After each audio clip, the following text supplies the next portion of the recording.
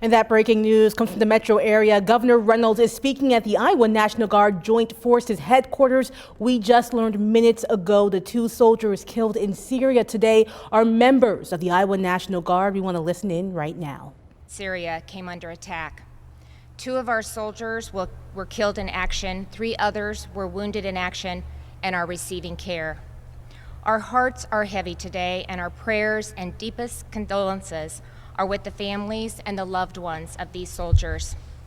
I learned of the attack around 9 a.m. this morning. At 11:30 a.m., I joined Major General Osborne, Brigadier General McClintock, and other Iowa National Guard leaders here at the Joint Forces headquarters for a secure briefing on the situation by the commander on the ground in the Middle East. Major General Osborne will provide some additional information, but I want to be clear that information will be limited out of respect for the families and for the safety of our service members. Next of kin have been notified, but at this time, we will not release the names of the soldiers killed or wounded. Earlier, I had the opportunity to reach out to the families of the 2 soldiers who were killed, and as you can imagine, they are devastated. I ask that all Iowans stand united in supporting them and lifting them up in prayer during this incredibly difficult time. Please pray also for the fast and full recovery of our wounded soldiers. And at this time, let's remember all of our Iowa National Guard service members, especially those who served side by side with the soldiers killed and wounded today. The 2nd Brigade Combat Team 34th Infantry Division, currently serving in the Middle East, and at the same time, everyone who wears the Iowa National Guard uniform. I can tell you firsthand that this is a family. I've seen them close up, working together in any number of challenging situations, and they share a deep bond. Today's attack and the loss of 2 of their own weighs heavily on everyone at every level. So please keep all of them in your thoughts and prayers, and with that, I'd ask Major General Osborne to provide some additional information. Major. Thank you. Thank you, Governor. Well, good evening. First off, I want to express our deepest condolences to the families, the friends, and the teammates of our fallen service members. Our thoughts and our prayers are with all of those affected by this tragic loss, and as the Governor mentioned, as of about 5 p.m. this evening, all next of kin have been notified. On December 13th, 2 Iowa National Guard soldiers and 1 U.S. civilian were killed, and 3 additional Iowa National Guard soldiers were injured as a result of an ambush conducted by what we believe to be a lone ISIS gunman in Syria. The attacker was then engaged by U.S. and partner Syrian forces and was killed. At the time of the attack, U.S. personnel were conducting a key leader engagement. Their mission was in support of ongoing counter-ISIS and counter-terrorism efforts in the region, and this incident remains under investigation. Our forces in Syria operate as part of Combined Joint Task Force Operation Inherent Resolve, which was established by the U.S. Central Command in 2014 to assist, advise, and enable partner forces to fight ISIS. While ISIS's conventional military capability was significantly depleted following its territorial defeat in 2019, its fighters remain dispersed across the region and continue to pose a threat. Our soldiers were doing their job, serving with courage, dedication, and professionalism.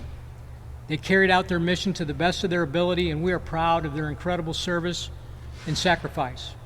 And we will continue to stand strong as a team, united in the purpose and resolve of their mission. At this time, our foremost priority is our people, our fallen service members' families and loved ones, our injured service members and their families, and our fellow teammates. And again, as the Governor mentioned, we will be able to release additional information tomorrow once 24 hours pass after we've completed notification of the next of kin. And I'll turn it back over to the Governor. Thank you. With that, we'd open it up for questions. Are you able to sort of categorize the severity of the injuries of those who were injured? One injury was superficial. That individual's been evacuated back to base and is being treated. The other two injuries were significant. Those two individuals are in a hospital in Amman, Jordan, at the Jordanian Air Base. They are stable, in critical condition, but both stable, and both have made progress throughout the day. That's about all I can say on that. Governor, I don't think that most people realize that we have Guards people in Syria right now. Do we know how many Iowa Guardsmen are there? General, I'm going to defer to the general on that question. Out of the roughly 1,900 soldiers that we deployed to the Middle East back in June, we've got about 250 that are actually in Jordan, or excuse me, in Syria right now. 200, you say? 200 to 250. Is there anything you can say about the civilian? Is the civilian working with your people? The civilian was a contractor, a linguist, contracted linguist that was working with our people, yes, but not from Iowa.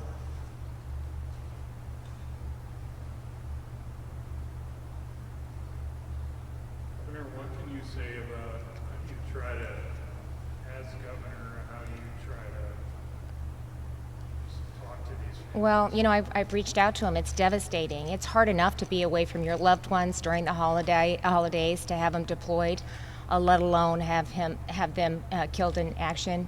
And I've offered our condolences. I've given them my cell phone number, so if there's anything that they need from us, that they can call us, call me night or day, and we'll do what we can to help meet the need. The Guard has a casualty assistance team that will meet with the families and be there until they no longer need their assistance. And they're already meeting with them and ready to step up to assist them in any way that they can. And it said that I would follow up with them in the next couple of days as well, just to check in and see how they were doing. I'm sorry, I don't know this. Can you explain how do we help for those who survive but are wounded? Do you work to take them back to the States? Can you bring their families to them? Is there anything you say? They will be, once stable, the first evacuation will be to the U.S. hospital in Landstuhl, Germany.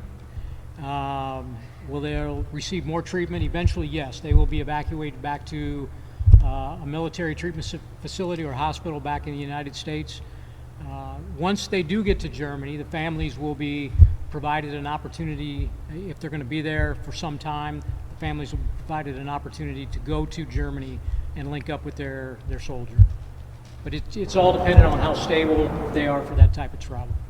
Do we know how long it's been since we lost an Iowa Guard member overseas? The last Iowa Guard member to be killed in combat was in July of 2011. A gentleman by the name of Terry Pasker was killed in Afghanistan just as we were ending that mission and rotating out. We've had another Iowa National Guard service member die on deployment in Guantanamo Bay. PFC Matthew Cox to a drowning incident, but those are the last two that we've had perish in our deployments.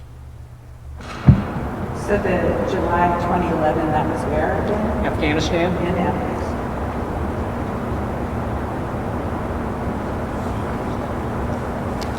Well, again, I would just ask that Iowans keep these families and their loved ones in their thoughts and prayers during this really difficult time. So thank you for being here with us this evening. Thank you.